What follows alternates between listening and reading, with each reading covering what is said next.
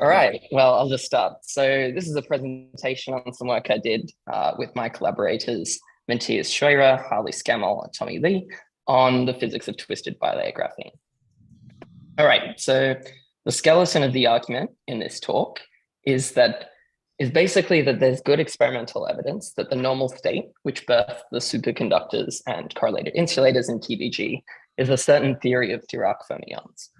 And if we imagine that the flattening of the bands causes the velocity of these Dirac fermions to be small, so that their dispersion is quadratic rather than linear in some range of energies, then this simple assumption has the power to synthesize and explain a surprisingly vast array of the experimentally observed phenomenology. In particular, I'm going to suggest that the phases predicted by the quadratic Dirac theory suggest some possible explanations of some existing puzzles. Okay, so TBG is a stack of relatively twisted graphene layers, and by attaching gates, you can vary the density of electrons in the sample. So this plot on the left is a phase diagram as a function of density on the x-axis, which we can write in terms of mu, which is the number of electrons per Moiré unit cell. So the bands closest to charge neutrality, which is no electrons added, are fourfold degenerate. You add 4 electrons, they're completely filled, you get a band insulator on the right. You subtract 4 electrons, you also get a band insulator. The details of the phase diagram depend on the group and the device, but the general features that appear everywhere are at integer fillings, so at mu equals plus minus 1, 2, 3, you tend to get insulators, and then superconducting domes appear in between integer fillings. So the blue dome, the blue regions in this diagram superconducting states. Another feature that's pretty universally seen is that the phase diagram, as we can see here, is asymmetric between electron doping and hole doping. So adding electrons on the right and subtracting electrons on the left. So those are the basic features of the phase diagram. There are many other details, but that's qualitatively what it looks like. So the 0th order step to understanding how this happens is to try and understand the structure of the electronic states. So monolayer graphene has a hexagonal Brouillon zone with Dirac zones at the K and K prime points, which we call monolayer values. I'll denote these with the quantum number tau, which can be plus or minus for the 2 values. And when we take 2 graphene monolayers, represented by the red and blue hexagons in momentum space on the left here, and we twist them relatively, we get 2 sets of Dirac cones from each layer. Now, when you superimpose 2 periodic structures, the composite is periodic with the difference in the 2 reciprocal lattice vectors. So when you take 2 sound waves, for instance, and you superimpose them, you get a sound wave which is periodic in the beat frequency, which is the difference between the 2 frequencies. So similarly here, we get a smaller Brouillon zone whose reciprocal lattice vectors are the difference between the slightly different reciprocal lattice vectors of the 2 rotated monolayers. And so we get this smaller Brouillon zone, and the bands that we get that populate this smaller Brouillon zone correspondingly have a much smaller bandwidth than that of the monolayer. And depending on the twist angle, you can tune the bandwidth of these bands near charge neutrality, shown in the middle here, to be increasingly flat. So there remain 2 points where the bands touch. We have these Dirac points at the Moiré K and K prime point, which I'll call Moiré valleys and denote by eta, which can be plus and minus. And this band touching point is protected by the combination of C2 and time reversal. So because the tunneling between the 2 layers doesn't break the symmetry, the band touching point remains here. And we also have spin degeneracy because spin-over coupling is weak. And so what we end up with is at these 2 band touching points, we have 2 sets of bands that are spin degenerate and also monolayer valley degenerate. So because the opposite monolayer valleys are separated by a very large momentum compared to the momentum scale of the small Brouillon zone, to a good approximation, we can treat monolayer valley as a good quantum number as well. So we have monolayer valley and we have spin degeneracy. So these bands are 4-fold degenerate, and we have 2 band touching points And so the fourfold degeneracy, I'll refer to these as flavors, and at each eta or each Moiré valley, we have 4 flavors of Dirac fermion.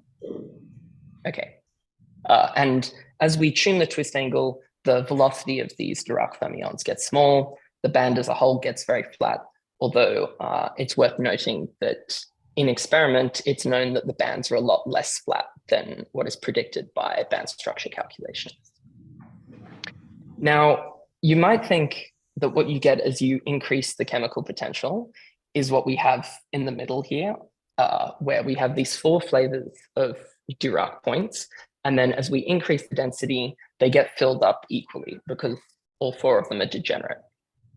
But what compressibility measurements found is this actually doesn't continue indefinitely. So as soon as you have enough density to completely fill one of the flavors, that's what you do. In other words, once the Dirac cones on the left here are 1/4 filled, all of the density is spontaneously transferred to one flavor, and the chemical potential resets back to the band touching point. So this experiment here on the left argued this happens based on these resets that are measured in the electronic compressibility, which is the chemical potential as a function of density. So as you increase the density, the chemical potential jumps back down to this band touching point, and the density dependence of the compressibility in the close vicinity of these jumps was pointed to as evidence that the dispersion is Dirac-like when the dispersion resets. So what this means is that at each integer filling where these resets happen, twisted bilayer graphene is described by the theory that applied to charge neutrality, but with some of the spin and valley degrees of freedom thrown away, with the caveat that depending on the twist angle or the device, these resets don't necessarily happen at every integer filling. So if we look at this diagram on the bottom left, you can see, so the different colors correspond to different twist angles. For most of these colors, the resets happen on the right-hand side, so electron doping, but they only happen on the left-hand side for hole doping at larger twist angles. At the very bottom, the purple trace, which is theta is 1.07 degrees, the jumps appear on the hole doped side, but for smaller angles, they don't appear. And in fact, this appears to be a general trend that the resets happen on the hole doped side for larger twist angles. They're more robust on the electron doped side for smaller twist angles.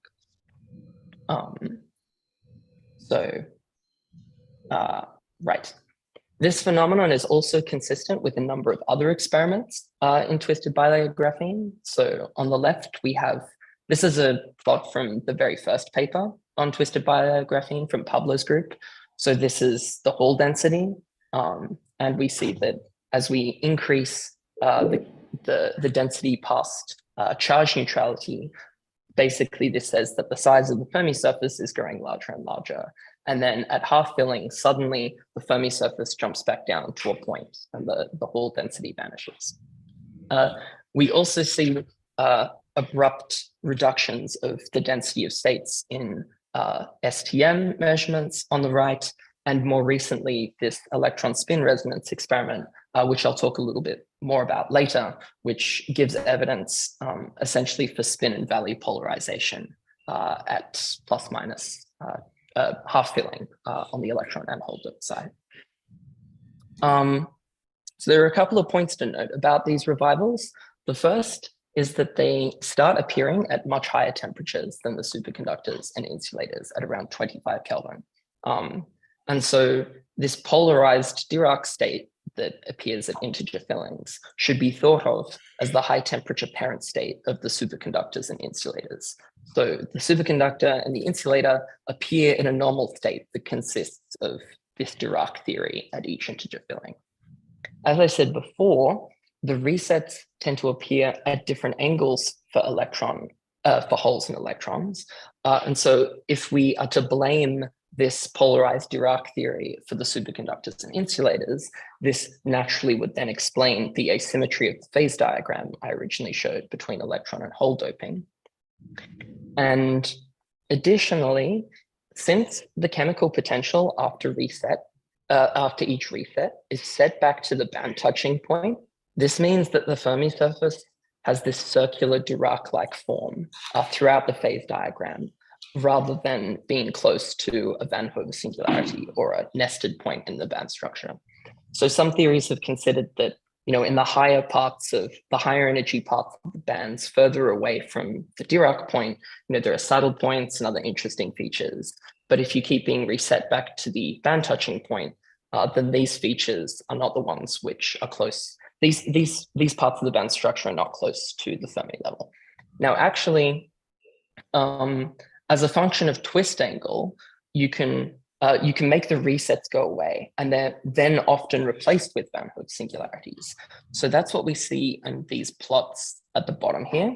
So this is in the middle and right, a measurement of the hole density as a function of doping. And as you pass through a Van Hove singularity, the sign of the hole density should change sign, because the Fermi surface changes from being electron-like to hole-like, and additionally, it should diverge. So you get something in the middle, in this black trace. On the left here, we have this hyperbola-like thing with an arrow pointed at it, where we go from positive to negative, and there's like something that kind of looks like a divergence there. So that's the signature of a Van Hove singularity. I'm not sure the thing you're pointing at, or at least where your cursor was, didn't appear to be on a graph. Oh, can you even see my cursor? We can see your cursor, but it's so the thing we're seeing has a graph in the middle of the page, and the place we're seeing your cursor was blank. Oh, okay. Maybe my cursor's out of sync with the image or something. So I'll just try and be clear verbally what picture I'm referring to. So the thing in the bottom, in the middle, that's a black graph. That's visible, right? Am I pointing to this with my cursor? I think what's happening is that we're seeing where your cursor is on your screen, which is not, because you're seeing the presenter mode and we're seeing the full screen, the actual actual slide, and so the entire slide is over to the side for you. So right now your cursor is on top of the graph. Gotcha. Yeah, that's what I was trying to. Okay, all right. So okay, I'll try and imagine where the graph is in your view, and adjust for that accordingly. All right, but if my cursor's doing something, that's a tough. Oh, okay. I have to multitask. Yeah. I have to think about what. Sorry, there's a question about just to clarify, because I think it seems like an important point you've made so far. So we started with bands that we derived when we turned on this Moiré pattern, Moiré lattice.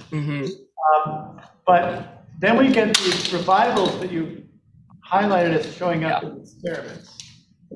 So you can't understand these revivals from like a rigid band perspective. Is that right? Like you're not just Sure. That's right. Yeah, without interactions, of course. So again, how do you these know are all degenerate? How do you know that there is Dirac points again that are reviving? Like I guess it's right. So there are two things that. So okay. Subtle one. Yeah. So there are two pieces of direct evidence and two indirect. So the indirect thing, of course, is just the reduction of the density of states by, from being fourfold to threefold to twofold, etc. But this isn't, of course, as you say, evidence for it being Dirac-like. So the more direct evidence is, okay, I've got to adjust where my cursor is pointing. So here on the left, the density dependence of the compressibility very close to these reset points is that you would expect for a Dirac fermion. So that was the evidence that they've originally presented. I think there's since better data than that which I'm showing on this slide. But then there's also evidence that what's happening at these transitions. The compressibility is behaving like a Dirac liquid. Is that what you just said? Yeah. Yes. And you're calling these points reset points because. Why? Because because the chemical potential is sent back to the band touching point. People tend to use the word reset, but yeah, basically what I'm just saying is this thing. Oh wait, okay, over here. This thing how do you know where we have. How do you know the chemical potential has changed? I mean, I'm imagining somebody has a gate somewhere and they're just applying a voltage. Does the voltage literally? That's right. So that no, so what you're tuning with the voltage that you apply is the density, and then the compressibility tells you how the chemical potential changes as a function of density. So you add extra charges, the chemical potential goes up, and then it jumps back down when you and you get the chemical potential goes back to this band touching point. And you also see that in the Hall density. So the size of the Fermi surface grows and grows as you when you increase the density through this applied voltage, as you say, and then suddenly the size of the Fermi surface jumps back down to a point.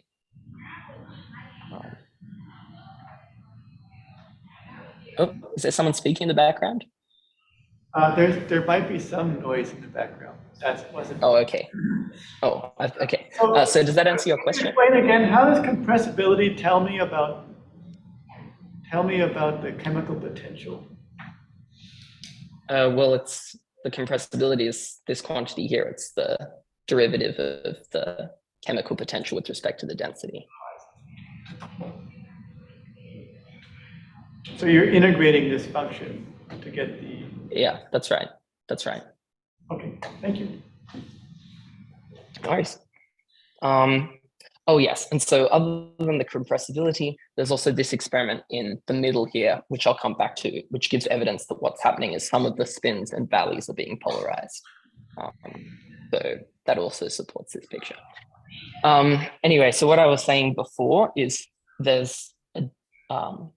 are distinct signatures of a reset or revival or whatever we call it, and a Van Hove singularity in the Hall density.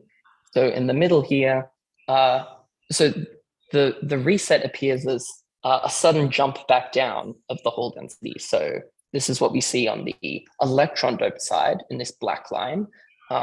The Hall density increases and then it jumps down a little bit at nu equals 2. Whereas on the other side, at nu equals -2, we have this hyperbola-like thing, and that's what a Van Hove singularity would show up as.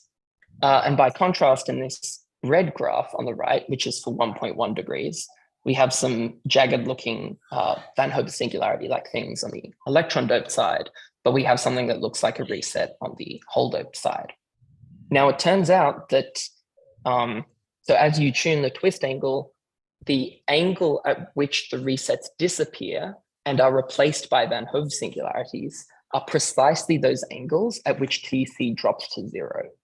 So this plot on the left is the maximum TC observed for holes and electrons respectively. So for this, so the data point which corresponds to 0.88 degrees, this middle plot, we can see over here, the blue dots, TC for holes is 0, whereas the red dots, TC for electrons, is maximal. So we see in the middle, we have a Van Hove singularity for holes, a reset for electrons, TC is 0 for holes, and maximal for electrons. And on the other hand, at 1.1 degrees, we have a Van Hove singularity for electrons and a reset for holes. In the plot on the left, we see at 1.1 degrees, the blue dot gives us the maximum TC for holes, and the red dot gives us TC equals 0 for electrons. So as a function of twist angle, you can get rid of the resets and replace them with Van Hove singularities. And it seems to be the case that as soon as you get a Van Hove singularity, actually superconductivity goes away. And when the resets are most robust, superconductivity has, highest TC. And in fact, that's also what you see in twisted. Yep. Can we go back to the previous slide? So I'm not sure if I understand this correctly. If I look at the 1.1 degree sample, can we go back to the previous slide? So this one? Yeah. I thought if the reset picture is correct, then I should see a Hall number going through 0, right? Like a linear function. No, that's a, well, it should, so it passes from, sorry, the Hall density should jump to being small or 0. That's right. And that's what you see at the red arrow, right? Well, on the left, where should I look? It increases and then it jumps back down. Okay, so At 1.1 u equals degrees, -2. the red graph, Yeah, but it's supposed to yeah, cross for zero. holes. Right, but the point is, if it's really Dirac-like, shouldn't it just cross zero like it does at u equals 0? If it's really Dirac.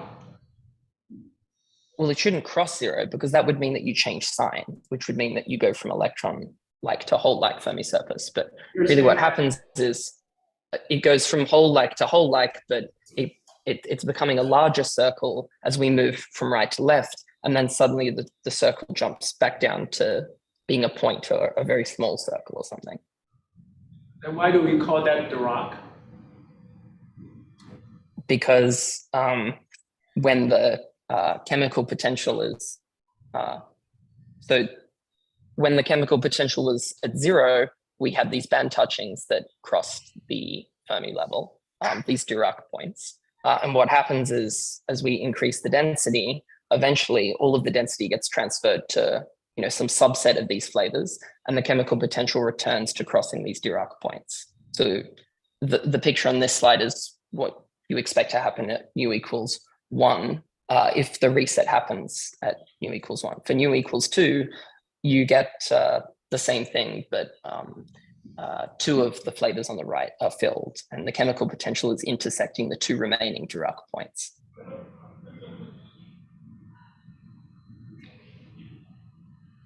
So ideally, so wait, I'll find another slide. So something like this is what you get for nu equals 2. The chemical potential, all of the density gets transferred to 2 flavors, and then the Fermi surface jumps back down to being these 2 points on the right, these 2 Dirac fermions.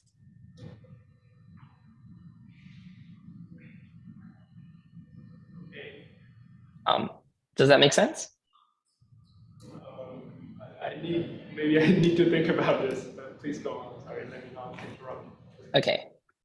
Okay. Well, yeah. At the Dirac point, or this band touching point, the Fermi surface is just a point. So the Hall density is 0.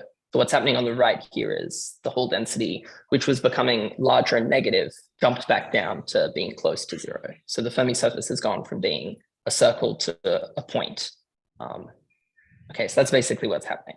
So you're saying where your red arrow was on that graph, you're saying that although it's not quite at 0, we should think about it being 0. That's close enough. Yeah, to that's 0. That's the interpretation. Yeah. And similarly on the black curve near nu equals 2, we should think about that. That's really 0, or it's close to 0. Yeah, that's my allegation. Thank you. Okay. And maybe it's there are other maybe in some of the other experiments it's like more persuasively 0 than these plots, but yeah. So the same thing is seen in twisted trilayer graphene.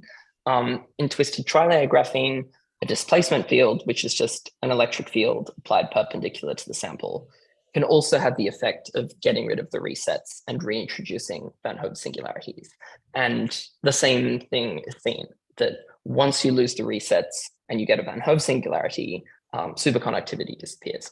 And in these papers, this was seen to be something of a puzzle, because usually we think of a large density of states as being good for superconductivity, but it's quite natural if we're going to say that the polarized Dirac theory is what's resulting in the interesting physics. So once you lose these resets, you seem to lose the correlated phases. Okay, so in this talk, I'm not going to attempt to explain why this happens. I'm not going to attempt to give a theory that accounts for how these resets happen. I'm just going to take this as input as a high temperature parent state and then explore what the consequences are. So we're going to try to write down the most general Hamiltonian allowed by symmetry for these Dirac states that appear near integer fillings. So we're going to work with sublattice, monolayer valley, and Moiré valley quantum numbers, so sigma, tau, and eta, and these correspond to the block states at certain quasi-momenta. And then the constraints of the D6 point group and time reversal give us a single particle Hamiltonian that looks like this. up to quadratic order in momentum. The plus dot dot are terms which are cubic or higher order in momentum. Now, what we have here is a linear term, then a quadratic term. And the linear term looks kind of similar to what you have in graphene, except in all of these terms, there are these strange Moiré-Valley dependent phases that can appear. Now, TBG also has an approximate particle hole symmetry, which in the continuum model is an exact symmetry when you neglect the twist angle dependence of the monolayer Hamiltonian. But okay, we have this approximate symmetry, and when we enforce this as well, the single particle Hamiltonian is further constrained to be this thing that we have here. So what we've got on the left is just the same as what you have in graphene, the linear term of graphene, and then we have this quadratic term here that has this Moiré-Valley e to z, and alpha plus minus, alpha x and alpha y are sigma x and tau z times sigma y. Okay, so this Hamiltonian we have at the bottom is the single particle Hamiltonian for these Dirac states up to quadratic order. So the punchline of this talk, well, maybe there are two punchlines, but punchline number one is just that we're going to take the velocity to be small so that we can throw away this linear term. And why are we going to throw away this linear term and keep just the quadratic part? Well, we can firstly just think of this as a phenomenological proposal and see what it gets us. But also, there are theoretical reasons why a small v compared to this coefficient beta is natural. So in systems with a particle hole symmetry, then the velocity can be tuned to vanish by varying only a single parameter. So there's this paper that showed this. And so what I've plotted here on this slide is what happens in the continuum model calculation for the band structure of twisted bilayer graphene when you enforce this as an exact symmetry. And so when you do that, you generically get a quadratic band touching for some angle. So the smallness of V is natural if your system is proximate to a limit that's, approximately particle hole symmetric. Okay, so how are we then going to incorporate the Dirac revival? Well, at each integer filling, after each reset, we throw away one of the flavor degrees of freedom. So we start with 4 flavors. Those are the monolayer valley and spin degrees of freedom. And then at nu equals 1, we throw away one of them. At nu equals 3, we only keep one of them. And at half filling, we throw away 2 of them. And at the same time, we project any order parameters, interactions, etc., onto the remaining flavor polarized subspace of the bands that we have. So that's going to be the recipe for how we start with this Dirac theory and then adjust it to the correct theory appropriate for each integer filling. Okay, so question. Yeah. So here the formulations seem to not distinguish valley, layer, and spin indices, right? You just call them flavor, a flavor. And then if I go to 6 flavor, yeah, sure. So if I go to 6 flavor, what's dropped? Like, are we talking about dropping some spin? Yeah. Or whatever, valley? Yeah, so starting on the right here, maybe it's a misleading picture, but those 4 Dirac cones are what I have in each Moiré valley. So in each Moiré valley, I have spin degeneracy and valley and monolayer valley degeneracy. So I had this tau and eta. So tau is which monolayer valley you came from, and then eta is which band touching point in the mini Brillouin zone you come from. So going several slides back, right. So we have these blue rectangles in this middle plot, these 2 band touching points in the Moiré Brillouin zone. I'm calling this eta plus and eta minus. And then the bands themselves are 4-fold degenerate from spin degeneracy and also the monolayer valley degeneracy tau. And so at each blue rectangle, I have 4 Dirac cones. So I start with 8 in total, 8 Dirac cones, and at each band touching point, there are 4. And the things which get polarized are the 4 flavors. I'm calling the spin in the valley. The spin in the monolayer valley, I'm calling flavors. So we start with both spins and both monolayer valleys, and then after each reset, we throw one combination away. Yeah, but what do you throw away? That's the question, right? You can throw away spin, you could throw away valley. That means different physics you predict. I mean. Okay, so the 4 possible states are spin up, valley up, spin up, valley down, etc. So you just throw away one of those combinations. Now the question is, at each integer filling, which combination do you choose to throw away? Well, at nu equals 1, I would say it's kind of arbitrary. It's like a, in this picture, I've thrown away spin up, valley up, but who's to say, the difference between calling something spin up and spin down is just like a naming convention. So I would say there's no physical difference between saying that the thing I threw away was, up, up, or down, down. So there's no physical difference at nu equals 1 between, say, it's a naming convention, whether I declare that I've thrown away the one on the right or the one on the left. Similarly, at nu equals 3, when I've thrown away everyone except 1, well, it's equally arbitrary whether the thing I kept was up, up, or down, down, for instance. So the only filling at which there's any physical difference between the 2 choices is actually a half filling. So at half filling, I'll talk a bit. Okay, I'll just skip ahead to that slide again. So at half filling on the right here, where I've thrown away 2 flavors, well, there are 2 possibilities. Either I can keep opposite spins in opposite valley. So what I've got in this actual plot is spin up, valley up, and spin down, valley down. But I could also keep the same spin I could, for instance, keep the same spin in both valleys. So in other words, I completely polarize spin. And there is a physical difference between those 2 choices. So if I have opposite spins in opposite valleys, then the 2 states are time reversal, partners under time reversal. So when you swap, the action of time reversal swaps the 2 monolayer valleys because it takes k to minus k, and it also flips the spin. So opposite spins in opposite valleys are exchanged by time reversal, whereas if I spin polarize, I've broken time reversal. So it's only at nu equals 2 that there are physically distinct ways to polarize these flavors. Does that make sense? Yes, but you are going to explore all possibility, or like you said, let's do nu equals 2, right? Which 2 do I actually throw away, or does it matter for you? Yeah, so there's evidence. So there's experimental evidence for this. So I'm skipping ahead to this slide, but since you've asked, so there's this microwave resonance experiment that basically probed the collective modes of these polarized states. And by looking at how they responded to an applied magnetic field, they were able to basically figure out that the polarized state at nu equals 2 has opposite spins and opposite valleys. So they were able to measure what's called the intervalley Hund's coupling, which is the coupling between the spins and opposite valleys, and they found that it was anti-ferromagnetic.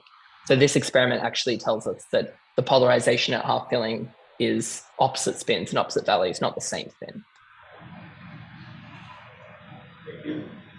So that's the choice of polarization I will be taking in several slides. But at nu equals 1 and nu equals 3, like which flavor I either keep or throw away is kind of, it's a naming convention, whether I say I've got up, up, or down, down. I have a basic question. So you're setting the velocity to 0. Why do you still call it Dirac? And what happens? I mean, I guess I'm trying to, I'm so used to studying Dirac fermions with a linear, with relativistic dispersion. So maybe it would, so maybe you could say, oh, I shouldn't call it Dirac because it's linear, it should be called the quadratic band touching or something. But I am going to argue basically that, this velocity isn't exactly 0, but it's small. And so, again, I'm really jumping around with my slides here. But so this plot on the right is, oh, wait, what? Okay. So this plot on the right is likely what we have, that there's a small finite velocity, but then if it's small compared to the quadratic term, there's going to be some range of energies in which the dispersion is quadratic. So at the very smallest densities closest to the 3 set, it's very likely a linear dispersion based on the experiment. But then just as long as this velocity is small, there's a range of momenta in which the dispersion can be treated as quadratic. Ignore all the other stuff on this slide. We're going to take the dispersion, we're going to throw away the linear term and work with a theory that has an IR cutoff. So in this plot, this lambda V, beneath that energy, the dispersion is linear. So I'm just going to work with a quadratic theory with the caveat that I have this IR cutoff as well as a UV cutoff. But it's maybe a semantic question whether I call this Dirac or... I guess this linear velocity could act as your IR cutoff, though, right? It does, exactly. That's precisely what I'm saying. You don't need it, but you chose to do it this way instead. Yeah, I'm saying that, well, for the sake of a simple treatment, I'm just going to throw away the linear term and then just enforce a rigid like infrared cutoff and say underneath that it's linear. Let's just focus on the energy scales at which I can just have this quadratic term. I could, as you say, just keep the linear term, and in practice it would result. Yeah. On the energy scales you're studying, then I should think about quadratic band touching kind of problem. Yes. So maybe it's a semantic question whether I should be using the word Dirac here, but I guess what I'm saying is that it's Dirac at very low energies, but at some range of energies, it's fairly quadratic. So yeah, if you would prefer me to call it a quadratic band touching, that's what it's called on this slide. So,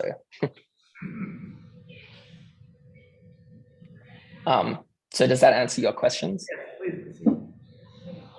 Okay. So, all right. So what we just derived was the most general single particle Hamiltonian based on the symmetries. So we can do the same thing with the interactions. So there's this mess at the top of the slide, but okay, you don't need to look at it too carefully. Basically, if we take matrix elements of the Coulomb interaction in the basis of these Dirac states that have sublattice, monolayer valley, and Moiré valley quantum numbers, we can write all the interactions as bilinears, so as tensor products of matrices. And you can constrain the general form of those bilinears using the symmetries I mentioned earlier. And you get a bunch of stuff here. You get the top line are things that are proportional to the identity in Moiré valley space. Then the next line are things which flip Moiré valley. And then we have some things which are proportional to Moiré valley Z. Okay, so those are basically the interactions that we get. But the details aren't important. What's important is that we can constrain them by symmetry. And so this gives us the most general symmetry allowed theory for these Dirac fermions that we get in integer fillings. Okay, so the first punchline was that we're just going to work with a quadratic theory with the claim that it applies to some range of energies. Okay, the second punchline is something I spoiled by jumping around with my slides earlier, is that quadratic band touchings have interesting interaction physics. So if we have an interaction on the left here represented by this Feynman diagram, the product of two bilinears, the corrections to these interactions that you see in perturbation theory are strongly divergent as a function of temperature.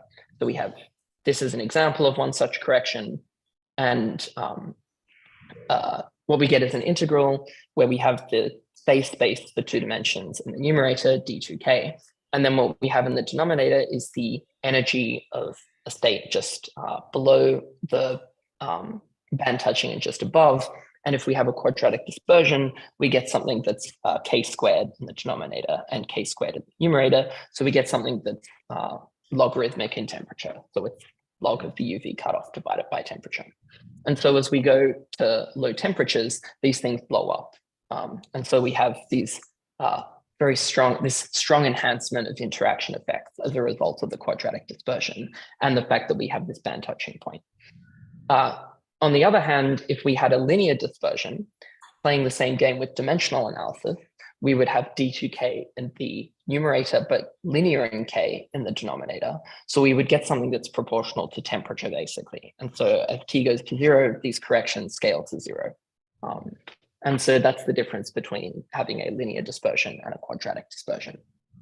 And as I said before, even if we take this velocity to be finite, there's going to be a window of energies and correspondingly a window of temperatures in which we can treat the dispersion as quadratic, in which the quadratic, these corrections that apply in the quadratic theory control the interaction physics.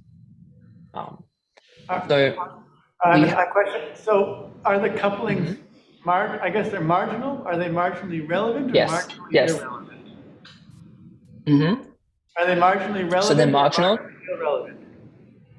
Yeah, so they're marginal because they have log corrections.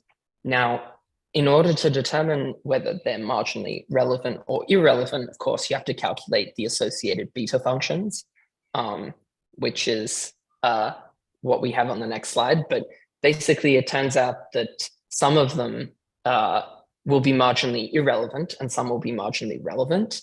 And actually, which one's which depends on the initial values of the couplings. So you can't say concretely, these ones will always be irrelevant, these ones will always be relevant, but generically, most of them will tend to be relevant, like generically. It's, sometimes you can make one of them be irrelevant, but yeah, I would say it's generically, they all blow up, so they're all marginally relevant.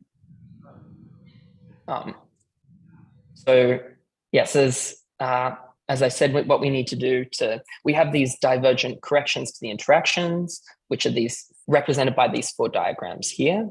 And there's a systematic way to incorporate all of these corrections, which is basically a renormalization group scheme.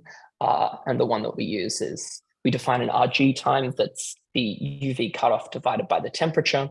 And so the T goes to infinity limit is the low temperature limit of the theory. And so we have these equations that can be interpreted physically as we start at some high temperature associated to the UV scale of our theory. And then we lower the temperature and we ask what the fate of the system is at some lower temperature. And these same sort of diagrams that correct the couplings also promote certain order parameter susceptibilities. And as these couplings blow up, some subset of the possible order parameter susceptibilities will blow up, and the temperature at which they blow up will correspond to the onset of an ordered state, will correspond to the critical temperature of a phase transition. So the key point is really that of these 4 diagrams, the one we have on the left here is called the Cooper diagram. The lines inside this box have to have opposite momentum, is why it's called the Cooper diagram. And it's this diagram which drives the superconducting instability. On the other hand, these other 3 diagrams, so this thing on the left, this Cooper diagram is always logarithmically divergent, just in ordinary Fermi liquid theory. But these other 3 diagrams which appear, and these drive insulating and pneumatic states, it turns out, these other 3 diagrams were only divergent because we had a quadratic dispersion and because the electron and hole states were degenerate at this band touching point. So in this Feynman diagram where we have this E plus and E minus, if we offset these by some constant, it cuts off the UV divergence that appears in this integral. So as you dope away from the band touching point, the divergence in these 3 other diagrams gets weakened. So what happens as a function of doping is that when you sit right at the band touching point, these 3 diagrams over here compete strongly with superconductivity, and you end up with an insulating state or a pneumatic state because these 3 diagrams tend to promote those order parameters And as you dope away from the band touching point, you increase the chemical potential. This weakens the logarithmic divergence in these three diagrams. And eventually you're only left with superconductivity. And so this gives us a phase diagram that kind of looks like this. Exactly what the names mean, I'll explain in a slide, but we get these blue regions, which are insulating or nematic states that appear at the band touching points. And then as we dope away, superconductivity wins. And so this then reproduces the qualitative phase diagram that I showed at the beginning.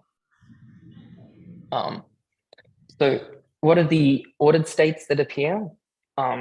So we have these particle hole or insulating and nematic states in the blue box, and we get some superconductors. Okay, so without, again, focusing too much on the details, the states that we get are these IVC states. So an IVC state, or an intervalley coherent state, is an insulating state proportional to tau x or tau y. And whether you're KIVC or TIVC is just whether you're even or odd under time reversal.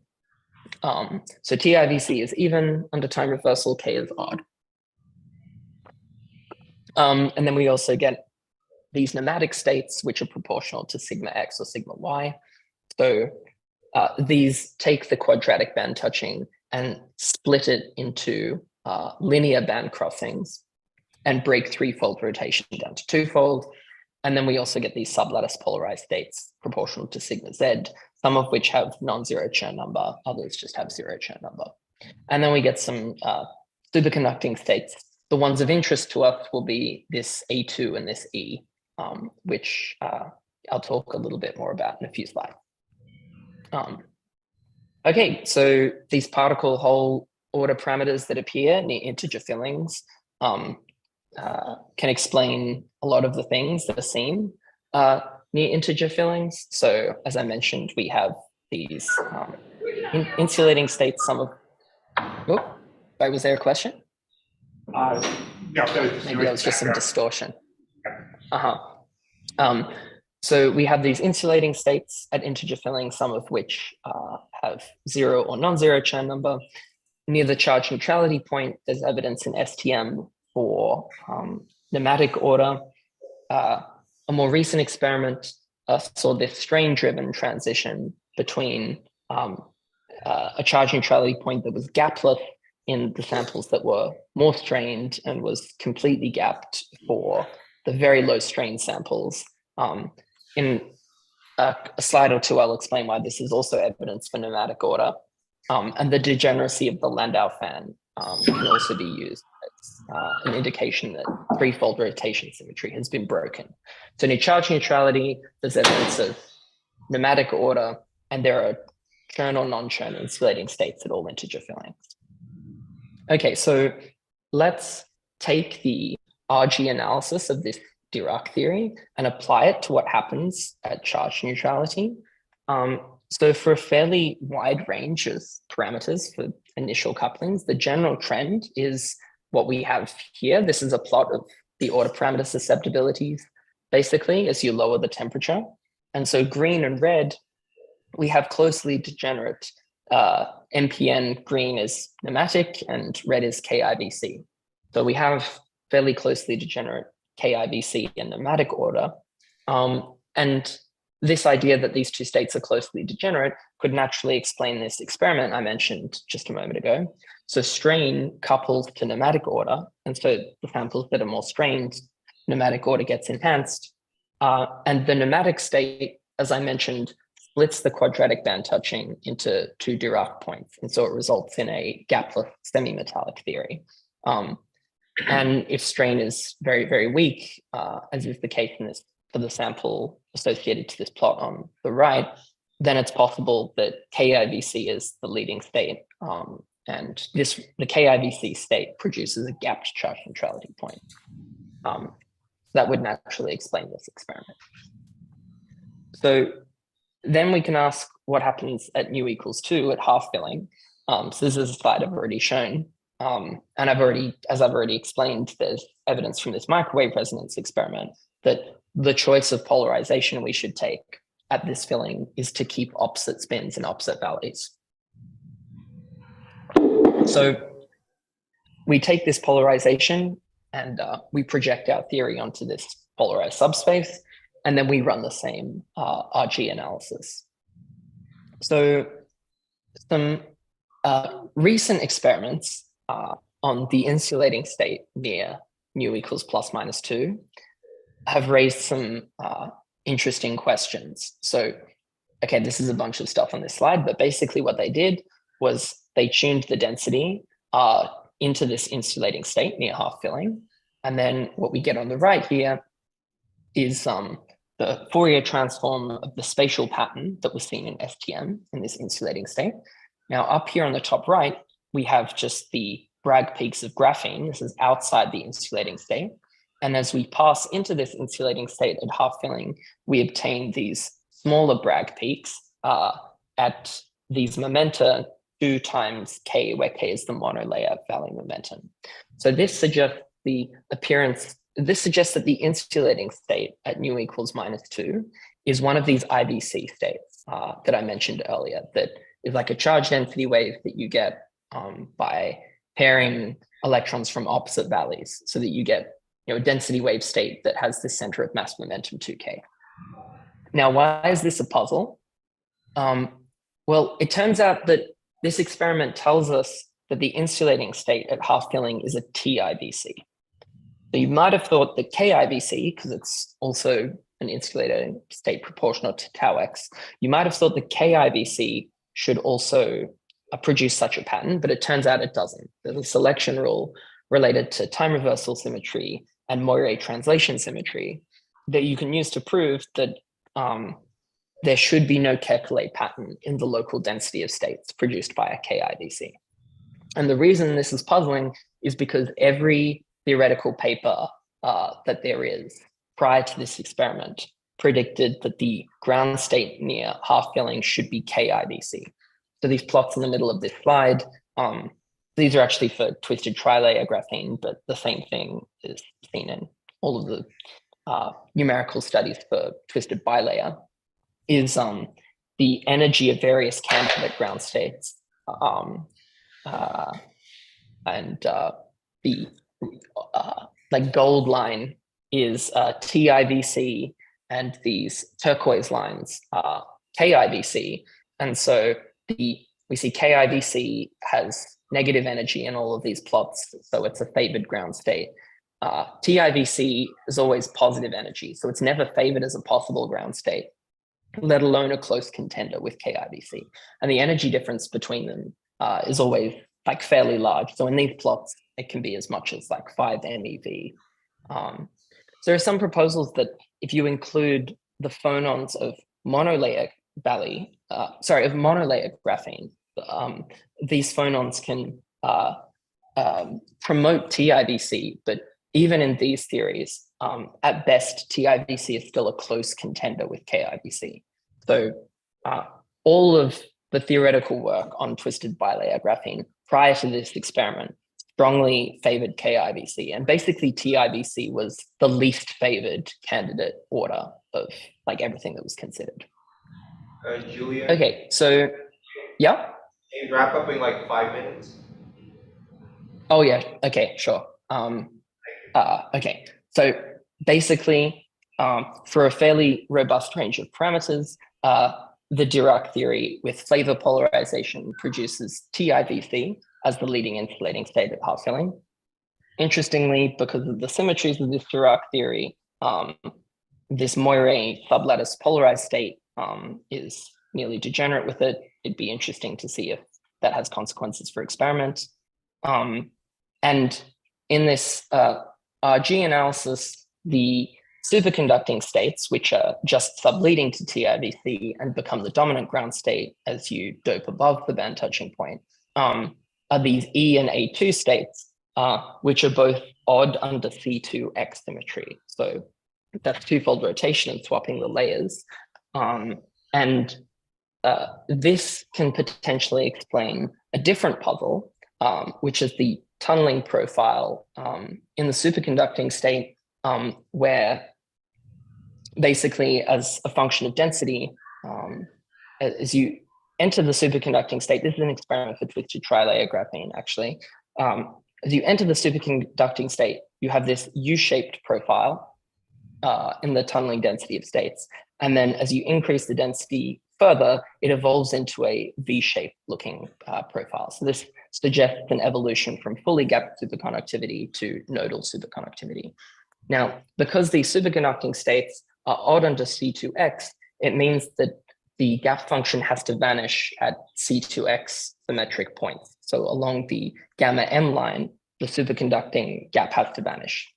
And so when we start with a small circular Fermi surface, we have a fully gapped superconductor. And as we increase the density further, so the Fermi surface approaches this gamma m line, we expect the Fermi surface approaches a node in the superconducting state. And so the gap steadily closes, and in the limit where the Fermi surface actually touches this line, it should close completely.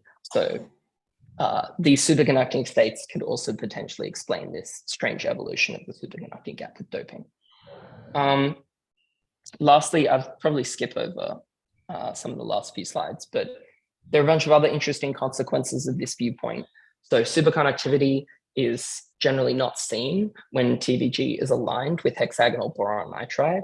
So HVN breaks C2 symmetry and it gaps out the Dirac points, and it therefore kills off these Dirac fermions. In the theory that I've discussed, superconductivity doesn't emerge from an insulating parent state. Instead, it's a competing order. And there are a number of experiments that suggest that the insulators and superconductors are competing states with each other.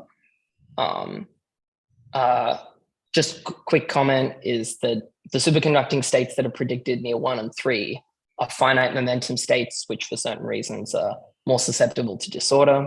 So this kind of explains why superconductivity is less commonly seen at those fillings. And then the last thing I'll mention is that it turns out that the superconducting states that are predicted and TIVC order can be combined into this funny term called the Westminer-Witten term. So when you write down the Landau free energy for these order parameters, for certain symmetry reasons, it's possible for them to have such a term, which even though these two states break different symmetries, the presence of this term lets you have a continuous transition between the two. And interestingly, also, it means that vortices in the superconducting state would produce a Kekulé pattern, this like 2K density wave, even though the superconducting state itself is not finite momentum. And that's something that's also seen in experiment. So trying to wrap up quickly, the takeaway message is that there's a bunch of evidence that the normal state in twisted bilayer graphene is this polarized Dirac theory. If you combine the assumption of this Dirac revival with the assumption that the dispersion is quadratic in some energy range, this explains the appearance of insulating states at integer fillings and superconductors in between.